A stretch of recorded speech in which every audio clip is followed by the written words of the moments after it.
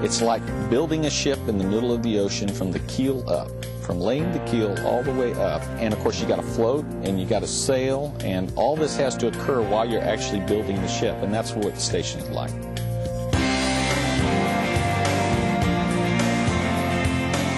If you're building the International Space Station in as unforgiving a place as Earth orbit, you do things in a certain order for good reason.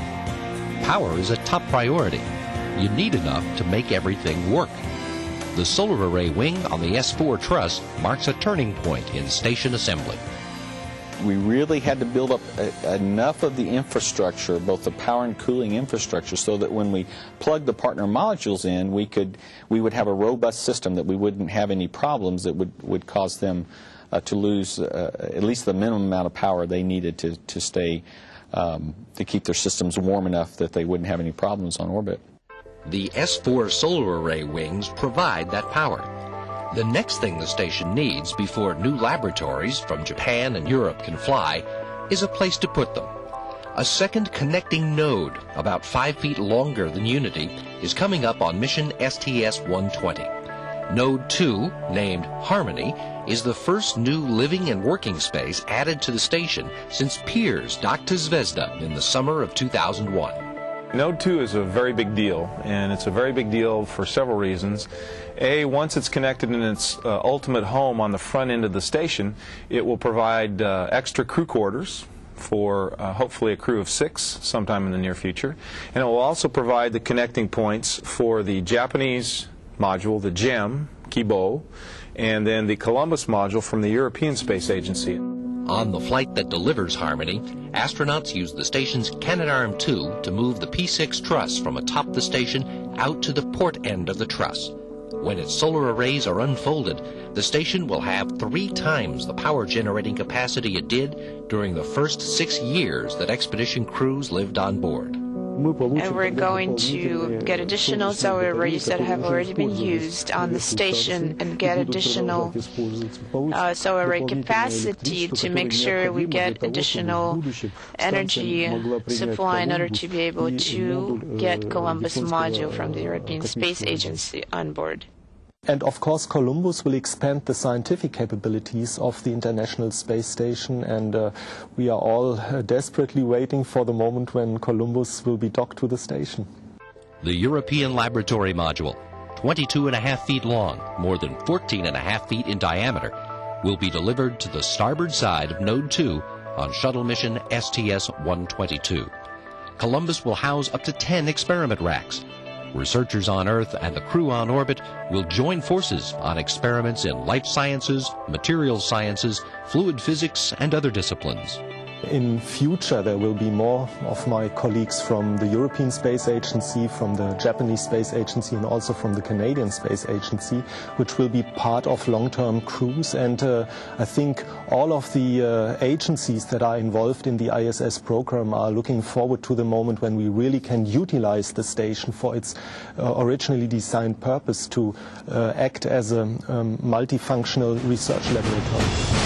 The ISS laboratory inventory expands again on the next shuttle flight, when a pressurized logistics module for the Japan Aerospace Exploration Agency's science facility is delivered. 2 later shuttle missions deliver a 36-foot-long pressurized laboratory module and dock it to the port side of Node 2. Reposition the logistics module, install 2 robotic arms, and plug in 2 platforms for experiments that are to be continuously exposed to the low Earth orbit environment. Arriving along with that first component of the Japanese laboratory Kibo, which means hope, is the final component of the Canadian Space Agency's mobile servicing system. The special purpose dexterous manipulator, known as Dexter, is a 2-armed robot that can be attached to the station's Canadarm2 or to the mobile base system.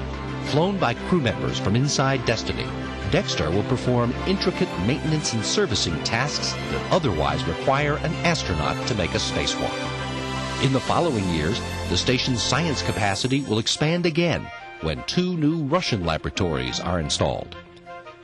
When it has more labs, the station will need more supplies.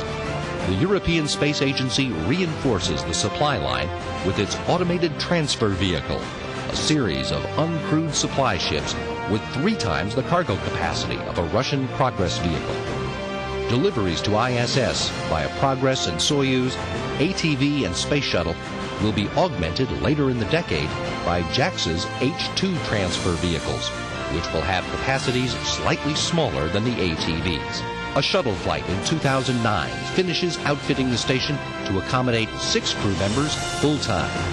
And a year after that, the last thing that we're going to put, like the cherry on top, we're going to put the Node 3 on there, which will largely be much of the regenerative eclipse capability will live in there, as well as crew habitation capability will be distributed between Node 3 and Node 2.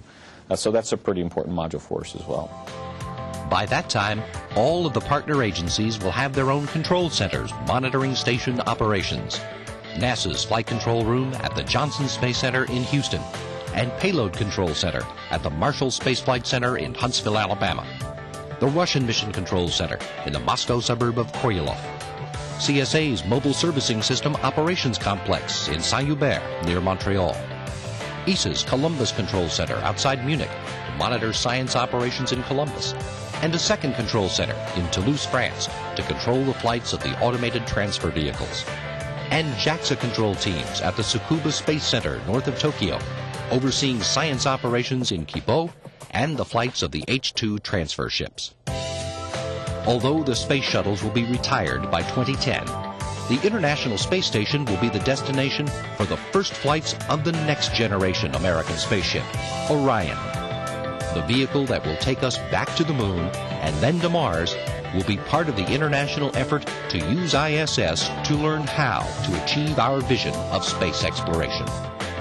The contribution of ISS is an important one because, really from a long duration standpoint, we need to understand, again, what the human physiology reaction to those kinds of things is and what kind of countermeasures we can invoke in order to mitigate the deleterious effects of those long duration stays in orbit. And it's very important that not just the partners in terms of our agencies to be excited about this. We need the world to wrap their arms around the International Space Station, realize it's there, realize what it can do, and energize us all to make this next step into exploration.